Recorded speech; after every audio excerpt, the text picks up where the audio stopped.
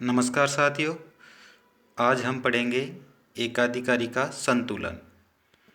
इससे पहले वाले वीडियो में हमने पढ़ चुके हैं एकाधिकारी बाजार का अर्थ और उसकी विशेषताएं। एकाधिकारी बाजार वह बाजार स्थिति होती है जिसके अंतर्गत एक अकेला विक्रेता एक ऐसी वस्तु का उत्पादन करके बाजार में बेचता है जिसकी निकट स्थानापन्न बाजार में उपलब्ध नहीं होती और उसमें नई फर्मों के प्रवेश पर प्रतिबंध पाया जाता है। ऐसी बाजार स्थिति को एकाधिकारी बाजार कहते हैं। इसकी विशेषताएं भी हम पढ़ चुके हैं। विशेषताएं पहली है, एक अकेला विक्रेता अनेक क्रेताओं का सामना करता है। दूसरी विशेषता थी, बाजार में वस्तु की निकट स्थानापन्न वस्तु नहीं उपलब्ध होती। तीसरी विशेषता थी, नई फर्मों के प्रवेश पर प्रभावी रूप से प्रतिबंध होता है। इसके अलावा एकाधिकारी बाजार में कीमत विभेद पाया जाता है। एकाधिकारी बाजार का मांग वक्र ऋणात्मक ढाल का होता है।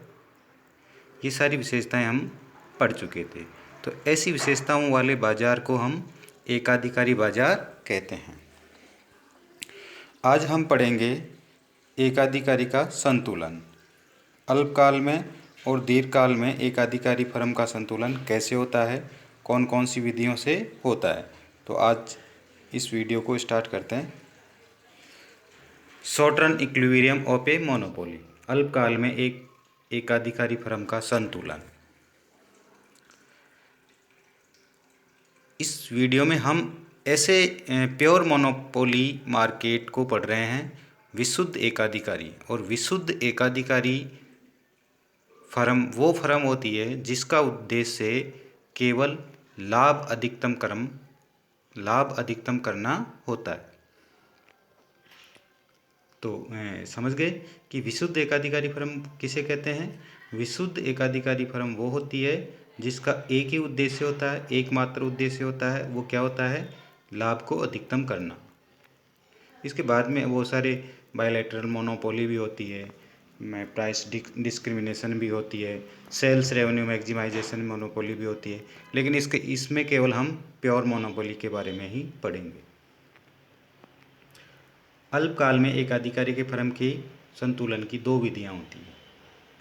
एक तो कुल लागत विधि, मतलब total revenue, and short run total cost method. इस विधि के अनुसार एकाधिकारी फर्म का लाभ उस बिंदु पर अधिकतम होता है जहां पर total revenue more than short run total cost हो, मतलब कुल आगम अल्पकालीन कुल लागत से अधिक हो। दूसरी है शर्त इसकी, टोटल रेवेन्यू व शॉर्ट रन टोटल कॉस्ट की वर्टिकल डिस्टेंस सर्वाधिक हो। तो दो शर्तें हैं टीआर व एसटीसी विधि से एकाधिकारी फर्म के संतुलन की। दो शर्तें हैं या दो नियम हैं। पहला है टीआर ग्रेटर देन एसटीसी हो, और दूसरी है टीआर और एसटीसी की उद्दग्र दूरी सर्वाधिक हो। जहाँ पर ये उद्दग्र दूरी सर्वाधिक, वहाँ कैसे नापते हैं? तो टीआर व एसटीसी दोनों वक्रों पर हम एक स्पर्श रेखाएं कहते हैं, और वो स्पर्श रेखाएं इस तरीके से खींचते हैं कि दोनों स्पर्श रेखाएं क्या हो? पैरेलल हो, समानांतर हो। तो जहाँ पर ये पैरेलल समानांतर होगी वहाँ पर उसकी वर्टिकल डिस्टेंस मैक्सिमम होगी। तो जहाँ पर ये रेखाएं टच करती है दोनों वक्रों को, वहाँ पर जो टोटल रेवेन्यू की जो टेंजेंट लाइन है वो मार्जिनल रेवेन्यू को शो करती है, और जो एसटीसी पर टेंजेंट लाइन होती है वो शॉर्ट रन मार्जिनल कॉस्ट को शो करेगी। तो जहाँ पर ये टेंजेंट करती है दोनों बराबर है, तो यहाँ पर ये भी स्थिति आ जाती है कि एमआर बराबर एसएमसी हो जाती है। अब ये डायग्राम देखते हैं हम।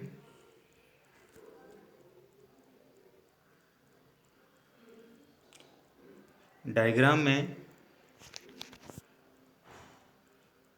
यहाँ एक्स एक्स पे उत्पादन की मात्रा ली है, वाई एक्स पे कॉस्ट और रेवेन्यू लिया है। जैसे जैसे हम उत्पादन बढ़ाते हैं तो जो टोटल रेवेन्यू है वो एकाधिकारी फर्म का टोटल रेवेन्यू शुरुआत में बढ़ता है, एक जगह अधिकतम होता है और फिर घटने लगता है। इसी प्रकार जो शॉर्ट रन टोटल कॉस्ट है वो प्रारंभ में घटती दर से बढ़ती है, मोड़ के बिंदु के बाद में अधिकतम आती है, उसके बाद में बढ़ती दर से बढ़ने लग जाती है। तो ये उल्टे ऐसे आकार का होता है शॉर्ट रन टोटल कॉस्ट। ये इसके नीचे हमने लिया है, ये प्रॉफिट लाइन ली है पाई से जिसको दर्शाया गया है। पहले ये लॉस दिखाती है, फिर यहाँ पे नो लॉस नो प्रॉफिट है, यहाँ मैक्सिमम प्रॉफिट है, उसके बाद में जीरो प्रॉफिट और फिर लॉस। तो ये 3 वक्र हमने लिए हैं, इसको हम एक्सप्लेन करते हैं इस बार। चित्र में ए व बी बिंदु पर टी आर व एस टी सी है। ये ए बिंदु, ये बी बिंदु। यहाँ पर टोटल रेवेन्यू और शॉर्ट रन टोटल कॉस्ट दोनों बराबर है। यहाँ पर इसका मतलब ये दोनों बिंदु ब्रेक इवन पॉइंट है। ब्रेक इवन पॉइंट वहाँ होता है जहाँ पर टोटल रेवेन्यू और टोटल कॉस्ट बराबर होती है, मतलब जीरो प्रॉफिट होता है, नो लॉस नो प्रॉफिट होता है, शून्य लाभ होता है। तो यहाँ ए और बी बिंदु पर शून्य लाभ है, लाभ की मात्रा शून्य है। आगे देखते हैं सी बिंदु पर। सी बिंदु पर हमारे संतुलन की दोनों शर्तें पूरी हो रही है। पहली शर्त क्या थी? T R greater than S T C. तो ये टी आर है और ये एस टी सी है। तो T R S T C से ज़्यादा है और एस टी सी कम है टी आर से।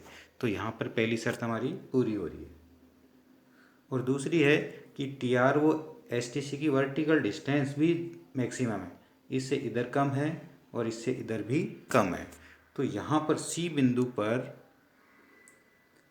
फर्म को अधिकतम लाभ होगा। क्यों? क्योंकि हमारे दोनों शर्तें यहाँ पे पूरी हो रही है। टी आर और एस टी सी की वर्टिकल डिस्टेंस भी मैक्सिमम है और T R S T C से मैक्सिमम भी है।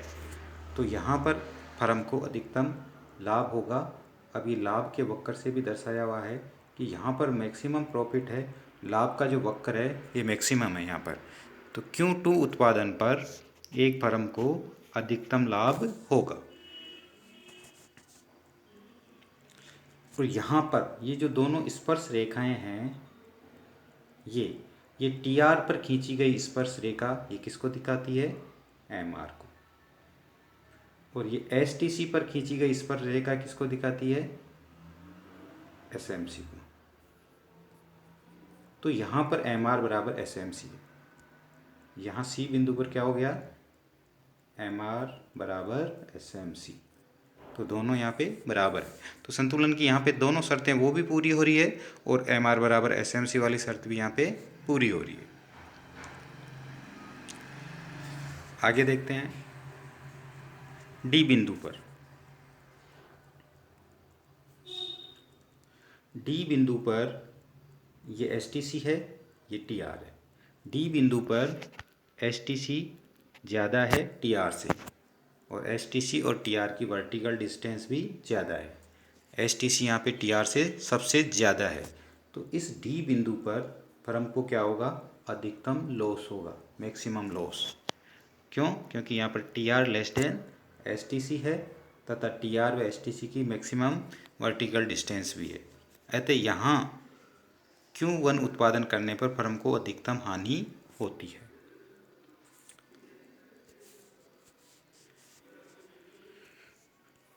नेक्स्ट ये है टी आर और एस टी सी विधि से हमने पढ़ लिया। अब पढ़ेंगे हम सीमांत आगम व सीमांत लागत विधि से एकाधिकारी फर्म का संतुलन। तो एकाधिकारी फर्म को अल्पकाल में सामान्य लाभ, हानि और असामान्य लाभ तीनों ही स्थितियों का सामना करना पड़ सकता है। क्यों? क्योंकि अल्पकाल वह समय अवधि होती है जिसके अंतर्गत एक एकाधिकारी फर्म अपने परिवर्तनशील साधनों को परिवर्तित करके ही उत्पादन में परिवर्तन कर सकती है। क्यों? क्योंकि उसके संयंत्र का आकार तो क्या रहता है? स्थिर रहता है, उसको स्थिर माना जाता है। तो संयंत्र का आकार अल्पकाल में स्थिर रहता है तो यदि उत्पादन की मात्रा को बढ़ाना है तो फर्म क्या कर सकती है, केवल परिवर्तनशील साधनों को बढ़ाकर ही उत्पादन की मात्रा को बढ़ा सकती है। अतः अल्पकाल में संयंत्र का आकार स्थिर रहता है, तो अल्पकाल में एकाधिकारी फर्म को असामान्य लाभ, सामान्य लाभ, हानि तीनों ही स्थितियों का सामना करना पड़ सकता है। यदि कीमत एवरेज वेरिएबल कॉस्ट से भी कम हो जाए, औसत परिवर्तनशील लागत से भी अगर कीमत कम हो जाए तो फर्म उत्पादन बंद कर देती है अल्पकाल में। अल्पकाल में एकाधिकारी फर्म के लाभ, अधिकतम या संतुलन की शर्तें। तो फर्म के संतुलन की 3 शर्तें हैं। पहली शर्त है marginal revenue equal to short term marginal cost, या मतलब MR बराबर SMC। दूसरी है SMC वक्र MR वक्र को नीचे से काटे। SMC बढ़ती हुई हो ये आवश्यक नहीं है। जैसे हमने परफेक्ट कंपटीशन में ये पढ़ा था, सेकंड जो कंडीशन थी वो ये कहते थे कि SMC बढ़ती हुई हो, लेकिन यहाँ पर बढ़ती हुई हो ये आवश्यक नहीं। SMC घटती हुई भी हो सकती है, बढ़ती हुई भी हो सकती है और स्थिर भी रह सकती है संतुलन बिंदु पर। तो या अर्थात यहाँ क्या होना चाहिए कि जहाँ संतुलन बिंदु है वहाँ पर SMC वक्र का ढाल MR वक्र के ढाल से अधिक होना चाहिए। तीसरी शर्त है price should be more than equal to average variable cost, मतलब कीमत औसत परिवर्तनशील लागत से अधिक हो या बराबर हो, अन्यथा फर्म उत्पादन बंद कर देती है। तो इसलिए देखा जाता है कि हमेशा एकाधिकारी फर्म में जो प्राइस होती है वो SMC से हमेशा ही अधिक होती है, क्योंकि संतुलन उससे पहले होता है। तो इसलिए कीमत क्या होती है, SMC से हमेशा ज़्यादा होती है। जबकि परफेक्ट कंपटीशन में हम मानते हैं कि P बराबर क्या होती है, SMC होती है। अब हम तीनों स्थितियों को हम पढ़ते हैं। यहाँ पर पहला पढ़ते हैं हम सुपर नॉर्मल प्रॉफिट की स्थिति, अधिसामान्य लाभ की स्थिति। ये एकाधिकारी का नेगेटिव स्लोप वाला AR वक्र है, यही मांग वक्र है, और ये MR वक्र है, बीचों बीच से निकलता है। ये SAC है, शॉर्ट रन एवरेज कॉस्ट है, और ये SMC है, शॉर्ट रन मार्जिनल कॉस्ट है। SMC और MR बराबर SMC ई बिंदु पर हो रहा है। यहाँ पर SMC MR वक्र को नीचे से काट रही है, तो संतुलन कहाँ होगा, ई बिंदु पर। क्यों? क्योंकि यहाँ पर MR बराबर SMC है, ये हमारी संतुलन की शर्त है। दूसरी, SMC क्या कर रही है, नीचे से भी काट रही है, तो संतुलन ई बिंदु पर होगा। यहाँ पर उत्पादन कितना हो गया, OQ, कीमत कितनी हो गई, OP, कॉस्ट कितनी हो गई, OC, प्रॉफिट कितना हो गया, ये PCEF के बराबर। तो यहाँ पर क्योंकि AR ग्रेटर देन AC है,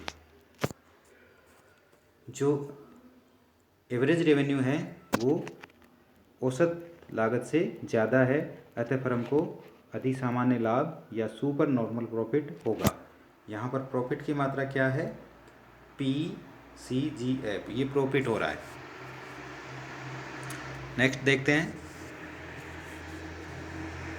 सामान्य लाभ की स्थिति। इस चित्र में संतुलन ई बिंदु पर हो रहा है। क्यों? क्योंकि यहाँ पर MR बराबर SMC है। दूसरा, MR वक्र को SMC वक्र नीचे से भी काट रही है, तो संतुलन कहाँ होगा, ई बिंदु पर। यहाँ OQ उत्पादन होगा, यहाँ पर P का निर्धारण, कीमत का निर्धारण किससे होता है, AR से, और कॉस्ट का निर्धारण किससे होता है, SAC से, एवरेज कॉस्ट से। तो यहाँ पर दोनों बराबर है, यहाँ पर प्राइस और कॉस्ट दोनों बराबर है। तो प्राइस और कॉस्ट दोनों बराबर है, तो फर्म को क्या हो रहा है, नॉर्मल प्रॉफिट हो रहा है। नॉर्मल प्रॉफिट का मतलब सामान्य लाभ, शून्य लाभ है। यहाँ पर यहाँ प्राइस और कॉस्ट दोनों बराबर है, इसलिए यहाँ पर नॉर्मल प्रॉफिट होगा। अब देखते हैं हम लॉस की कंडीशन, हानि की स्थिति।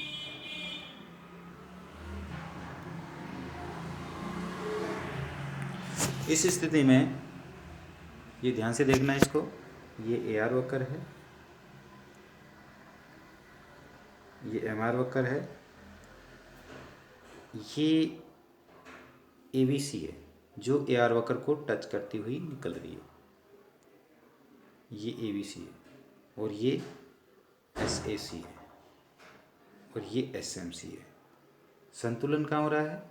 यहाँ पर। क्यों? क्योंकि यहाँ पर एम आर बराबर एस एम सी है, और S M C M R वक्र को नीचे से भी काट रही है, तो संतुलन यहाँ हो रहा है। संतुलन बिंदु पर यहाँ हो रहा है, उत्पादन कितना होगा? O Q. प्राइस कितनी होगी? O P. ए बी सी कितनी है? इतनी ए बी सी है, तो price equal to A B C है। यहाँ पर प्राइस इक्वल टू क्या है? A B C. कीमत ए बी सी के बराबर है। फर्म को क्या हो रही है? यहाँ पे लॉस हो रहा है। क्यों? क्योंकि कॉस्ट इतनी है। एस ए सी कितनी है? ये एस ए सी है, तो फर्म को प्राइस इतनी मिल रही है, कॉस्ट इतना, लाभ इतना, फर्म को क्या हो रही है? हानि हो रही है। तो ये फर्म की टोटल लॉस है फर्म का। यहाँ पर प्रति इकाई हानि कितनी है? ए एफ सी के बराबर है। ये ए बी जो है ये प्रति इकाई हानि है, ये किसके बराबर है? ये ए एफ सी के बराबर है। यहाँ फर्म उत्पादन चालू रख सकती है, बंद भी कर सकती है, लेकिन उत्पादन सामान्यतः फर्म उत्पादन चालू रखती है। इसको शटडाउन पॉइंट भी कहते हैं। तो यहाँ पर सामान्यतः उत्पादन फर्म उत्पादन चालू रखती है। क्यों? क्योंकि price equal to A B C है। हमने पहले पढ़ा था कि प्राइस उत्पादन बंद कब करेगी? Price should be less than A B C. अगर कीमत ए बी सी से कम हो जाए तो ही फर्म उत्पादन बंद करती है। तो यहाँ पर फर्म उत्पादन चालू रखती है, लेकिन लॉस हो रहा है इसको। चौथी कंडीशन जो है वो है उत्पादन बंद करने की स्थिति। यहाँ पर फर्म को क्या हो रहा है? लॉस हो रहा है, और इतना लॉस हो रहा है कि वो फर्म अपने परिवर्तनशील लागतों को भी वहन नहीं कर पा रही है। इसलिए फर्म क्या करेगी? यहाँ पर उत्पादन बंद कर देगी। ये संतुलन बिंदु है, ये इसका ए आर है, ये इसकी ए बी सी है, और ये इसकी एस ए सी है। तो इसका मतलब शॉर्ट रन एवरेज कॉस्ट सबसे ज़्यादा है, और फर्म को एवरेज वेरिएबल कॉस्ट भी नहीं मिल रही है। ये कीमत है और ये ए बी सी है, मतलब कीमत ए बी सी से भी कम है। तो फर्म क्या करेगी? यहाँ पर उत्पादन बंद कर देगी। यहाँ पर ए एफ सी बराबर ए बी है, ये ए बी है, अतः हानि यहाँ पर ए एफ सी से ज़्यादा है। हानि कितनी है? ये हानि है, टोटल हानि। तो हानि ए एफ सी से भी ज़्यादा है। ये ए एफ सी है और ये ए एफ सी है, और ये टोटल जो है वो हानि है। तो इसका मतलब हानि एवरेज फिक्स कॉस्ट से भी ज़्यादा है। फर्म को एवरेज वेरिएबल कॉस्ट भी नहीं मिल रही है, तो फर्म उत्पादन बंद कर देगी। अब पढ़ते हैं हम दीर्घकाल में एकाधिकारी फर्म का संतुलन। दीर्घकाल वह समय अवधि होती है जिसमें एक फर्म अपने संयंत्र के आकार में परिवर्तन कर सकती है, और एकाधिकारी वाले उद्योग में दीर्घकाल में भी फर्मों के प्रवेश व पर प्रभावी नियंत्रण पाया जाता है, लेकिन क्योंकि वह अपने संयंत्र के आकार में परिवर्तन करके मांग के अनुरूप अपना संयंत्र का चुनाव कर सकती है, इसलिए दीर्घकाल में एकाधिकारी फर्म को हमेशा अधिसामान्य लाभ या सुपर नॉर्मल प्रॉफिट मिलता है। क्यों मिलता है? दो कंडीशन है यहाँ पे। अधिसामान्य लाभ क्यों मिलता है? इसका उत्तर दो है कि दीर्घकाल में भी नई फर्मों के प्रवेश पर प्रतिबंध पाया जाता है। दूसरा, दीर्घकाल में फर्म अपने संयंत्र को मांग के अनुरूप परिवर्तित करके अधिसामान्य लाभ प्राप्त कर सकती है। तो दो स्थितियों के द्वारा हम ये स्पष्ट कर सकते हैं कि दीर्घकाल में एकाधिकारी फर्म को हमेशा सामान्य लाभ मिलता है। तो दीर्घकाल में एकाधिकारी फर्म के लाभ या संतुलन की शर्तें कौन कौन सी होती है? पहली है एम आर बराबर एल एम सी, दूसरी है LMC वक्र MR वक्र को नीचे से काटे। तीसरी है price more than equal to LAC, अगर इससे नहीं है तो फर्म उत्पादन बंद कर देती है। तो 3 ये शर्तें हैं। एकाधिकारी फर्म दीर्घकाल में बाजार मांग की स्थितियों के अनुसार संयंत्र के आकार में परिवर्तन करके लाभ प्राप्त करता है। हमने पहले पढ़ा था कि एक प्योर मोनोपोली, जो विशुद्ध एकाधिकारी फर्म का मुख्य उद्देश्य क्या होता है, लाभ को अधिकतम करना। तो दीर्घकाल में उसका एक ही उद्देश्य रहता है कि वो कैसे लाभ अधिकतम करे।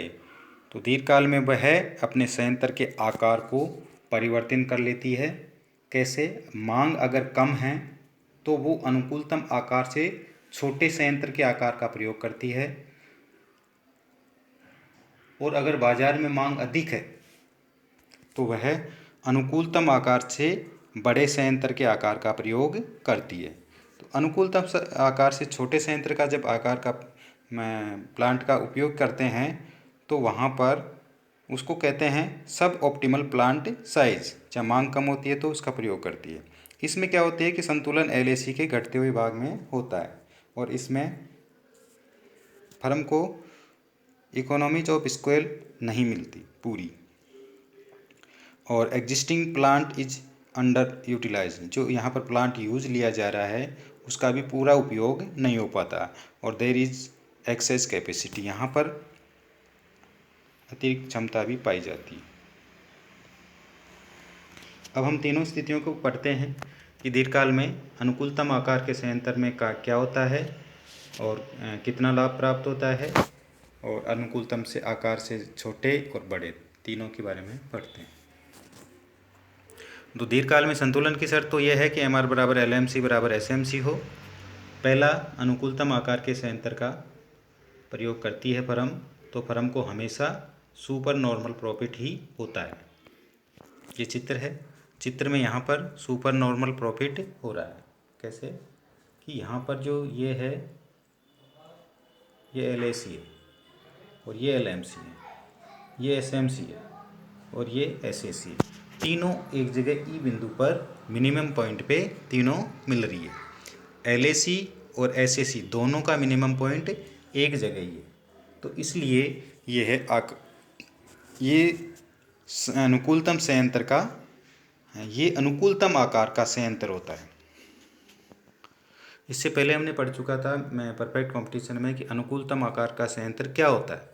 अनुकूलतम आकार का संयंत्र वो होता है जो न्यूनतम औसत लागत पर जहाँ पर उत्पादन होता है, दीर्घकालीन न्यूनतम औसत लागत पर जहाँ उत्पादन होता है, वो अनुकूलतम आकार का संयंत्र कहलाता है। तो ये अनुकूलतम आकार का संयंत्र है। यहाँ पर फर्म को कितना लाभ हो रहा है? ये लाभ हो रहा है।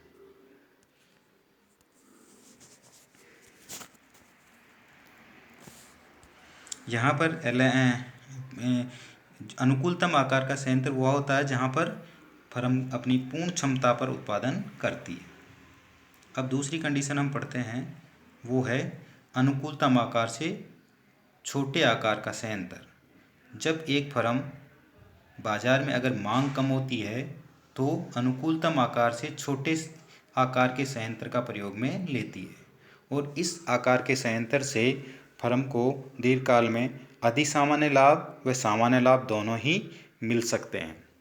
इस स्थिति में फर्म का जो संतुलन है वो घटती हुई LAC के बिंदु पर होता है।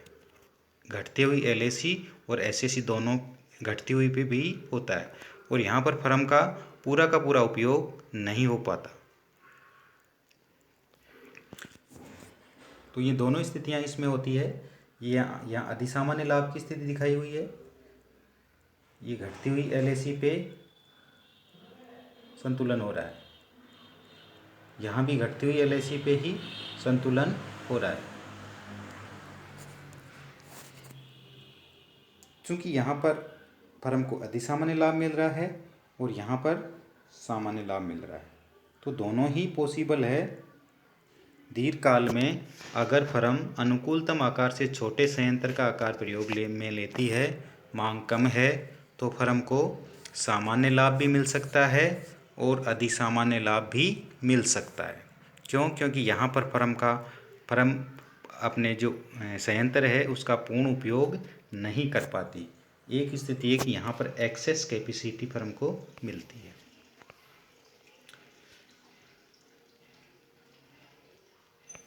तीसरी स्थिति, अनुकूलतम आकार से बड़े आकार का संयंत्र। तो अनुकूलतम आकार से बड़े आकार का संयंत्र का प्रयोग कब लेती है फर्म?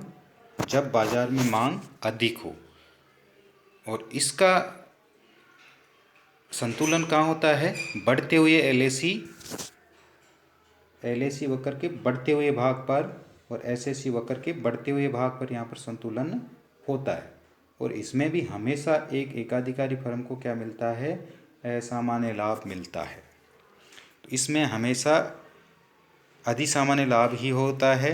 मांग अधिक हो तो बड़े आकार का फर्म काम में लेती है। दीर्घकाल में यदि हानि होती है तो फर्म उत्पादन बंद भी कर देती है। यहाँ फर्म का क्या होता है? संयंत्र का ओवर यूटिलाइज हो रहा है। यहाँ फर्म ओवर यूटिलाइज हो रही है, जबकि छोटे संयंत्र में अंडर यूटिलाइज हो रही है। क्यों? क्योंकि एलएसी के घटते हुए भाग पर है।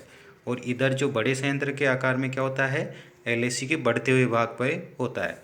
और जो अनुकूलतम आकार का होता है वहाँ पर फुल कैपेसिटी पे उत्पादन होता है। तो इस प्रकार दीर्घकाल में 3 प्रकार के संयंत्र होते हैं और तीनों प्रकार के संयंत्रों से ही एकाधिकारी फर्म को लाभ होता है।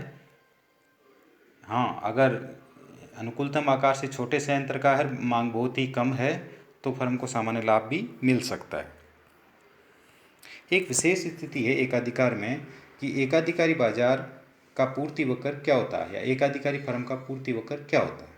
ये प्रश्न पूछ लेते हैं। तो इसका जवाब यह है कि एकाधिकार के पूर्ति वक्र को परिभाषित नहीं किया जा सकता। क्यों? क्योंकि पूर्ति वक्र जो होता है वह वस्तु की पूर्ति व कीमत में एक निश्चित संबंध को दर्शाता है। लेकिन एकाधिकार बाजार के अंतर्गत वस्तु की कीमत व वस्तु की पूर्ति में कोई निश्चित संबंध नहीं पाया जाता। क्यों?